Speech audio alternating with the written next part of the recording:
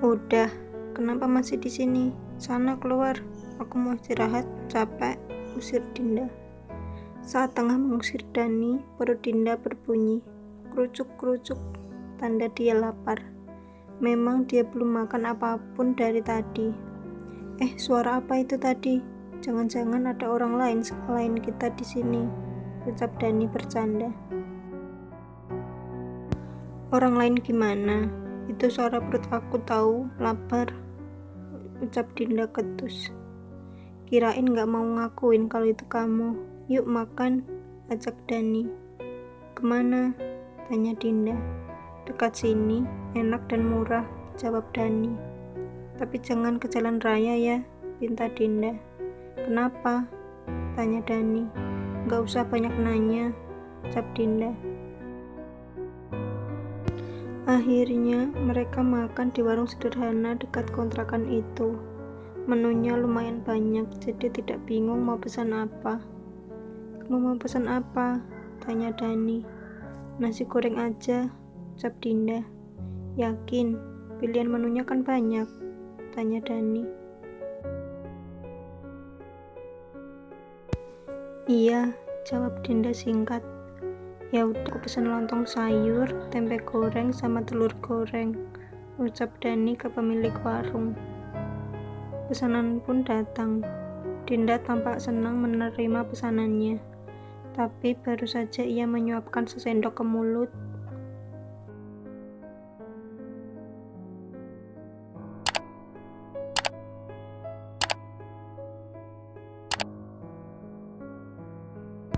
dia terhenti karena nasi gorengnya tidak seperti apa yang ia harapkan. Nasi gorengnya sungguh beda dari restoran lainnya. Nasi goreng itu terlihat ada nasi dengan kecap saja. Ada campuran telur tapi sepertinya sedikit. Biasanya kalau beli atau buat nasi goreng, pasti ada banyak topping yang dimasukkan ke nasi gorengnya. Ada suiran ayam, sayuran, dan telur ceplok di atasnya. Tapi ini hanya campuran telur dengan nasi saja. Kenapa kok mukanya gitu? Gak enak, tanya Dani melihat raut muka Dinda yang aneh. Ini gak kurang toppingnya, tanya Dinda. Makan aja yang ada, penting kenyang. Ada harga, ada rupa. Di sini itu murah, jadi sesuai sama anak kontrakan. Jadi soal bentuk ya apa adanya, jelas Dani. Kalau dipikir-pikir, dia perhatian banget ke aku. Kak Aji aja yang suami aku gak seperhatian ini, batin Dinda. Kok jadi sedih? Kenapa? Saya tahu kamu ada masalah. Ceritalah, biar lega gitu. Kamu pasti punya alasan kan, kenapa kamu kabur, ucapnya. Tapi janji ya, kamu harus jaga rahasia ini, ucap Dinda dibalas anggukan. Sebenarnya aku udah nikah, ucap Dinda membuat Dani kaget. Apa? Kamu udah nikah? Astagfirullahaladzim, Mbak. Saya kira Mbak itu orang baik, ternyata Mbak hamil di luar nikah. Padahal masih sekolah. Pasti ini diusir sama orang tuanya, atau, ucap Dani berburuk sangka. Ih, kamu itu kalau ngomong jangan sembarangan. Aku gak hamil duluan, enak aja, ketus Dinda. Terus, tanya Dani meminta penjelasan. Aku dijodohin sama anaknya teman orang tua aku dan mereka memilih untuk menikahkan kami secepatnya. Dengan alasan takut kami udah punya pasangan dan membatalkan perjodohan ini. Aku kabur karena gak kuat tinggal sama Kak Aji, suami aku. Dia gak cinta sama aku, dia udah punya pacar. Udahlah, kebanyakan ceritanya, ucap Dinda. Jadi kamu nikah muda karena perjodohan? Bukan karena hamil duluan, sahutnya. Iya, jadi jangan anggap orang yang nikah muda itu karena hamil duluan. Kami aja tidurnya terpisah, jadi nggak mungkin hamil, ucap Dinda. Wah, bagus dong. Emang kamu itu belum pantas punya anak. Masih remaja, masih sekolah pula. Kenapa nggak dilanjut ceritanya? Tanya Dani. Katanya masalah rumah tangga nggak boleh diomongin ke orang lain selain suami. Dosa, ucap Dinda. Gimana saya mau tahu permasalahannya kalau kamu nggak cerita? Kata Dani. Kamu nggak perlu tahu masalah aku, kita kan baru kenal sebentar. Pokoknya, intinya itu dia lebih milih punya istri pacarnya daripada aku, ucap Dinda. Kemarin aku udah kasih dia surat cerai. Nah, seminggu lagi kita bakal ketemu, sambung Dinda. Wah, janda muda, kuda Dani. Ih, ucap Dinda memukul lengan Dani.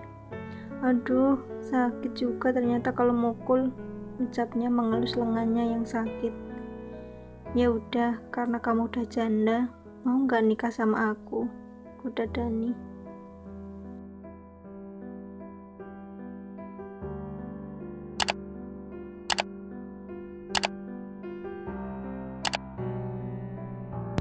Gak mau, aku cintanya sama Kak Aji, ucap Dinda.